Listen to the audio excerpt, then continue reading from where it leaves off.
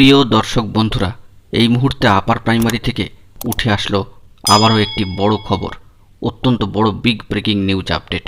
এই ভিডিওতে তার সবটাই আলোচনা থাকছে।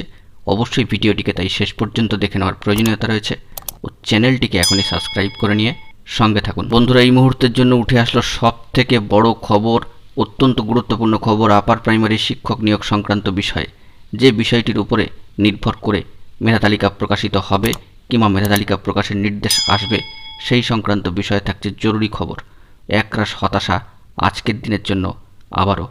বন্ধুরা, যে গুরুত্বপূর্ণ বিষয়টি উঠে আসছে, আপার প্রাইমারি শিক্ষক নিয়োগ সংক্রান্ত অত্যন্ত গুরুত্বপূর্ণ মামলা ম্যাট 638, এই গুরুত্বপূর্ণ মামলা কিন্তু আজকে শুনানির জন্য মেনশনই হলো না।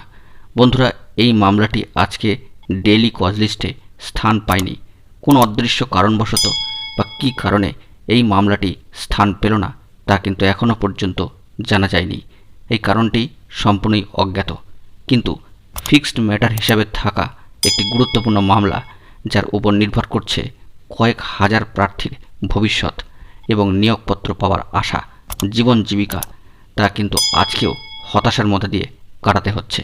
এই গুরুত্বপূর্ণ মামলাটি আজকে মহামান্য কলকাতা হাইকোর্টের ডিভিশন বেঞ্চে সম্মানীয় বিচারপতি সুব্রত তালুকদার এবং সম্মানীয় বিচারপতি সুপ্রতিম ভট্টাচার্যের ডিভিশন বেঞ্চে ডেইলি কজ লিস্টে স্থান পায়নি। গুরুত্বপূর্ণ 34টি মামলা সেই কজ লিস্টে স্থান পেলেও এই মামলাটির কিন্তু আজকের দিনের জন্য ডেইলি কজ লিস্টে স্থান হয়নি বা জায়গা করে নিতে পারেনি। তবে এর উপরে নির্ভর করে রয়েছে কয়েক হাজার প্রার্থীর ভবিষ্যৎ এবং মহামান্য কলকাতা হাইকোর্টের ডিভিশন বেঞ্চের তরফ থেকে কী নির্দেশ আসে সেই বিষয়টি। কারণ এই মামলাটি এক দফা শুনানি যতক্ষণ না পর্যন্ত হবে ততক্ষণ পর্যন্ত কিছুই কিন্তু বোঝা যাচ্ছে না মেধা তালিকা কবে আসবে।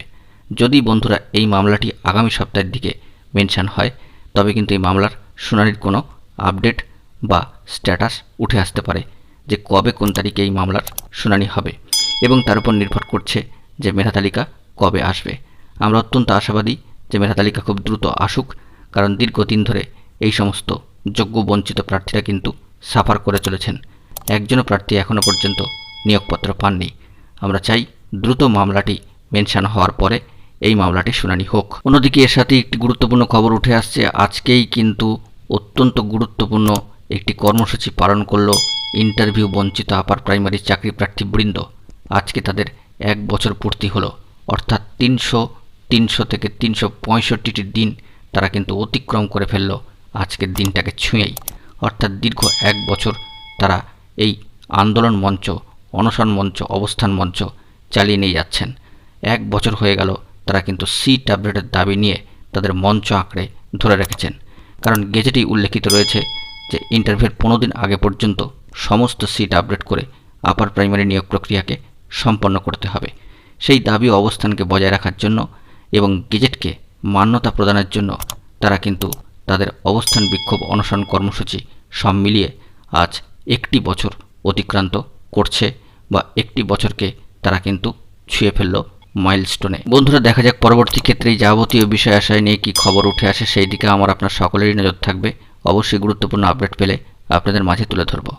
বন্ধুরা, এখন এটুকুই। সকলে ভালো থাকবেন ও চ্যানেলটিকে এখনই সাবস্ক্রাইব করে নিয়ে সঙ্গে থাকবেন। ধন্যবাদ।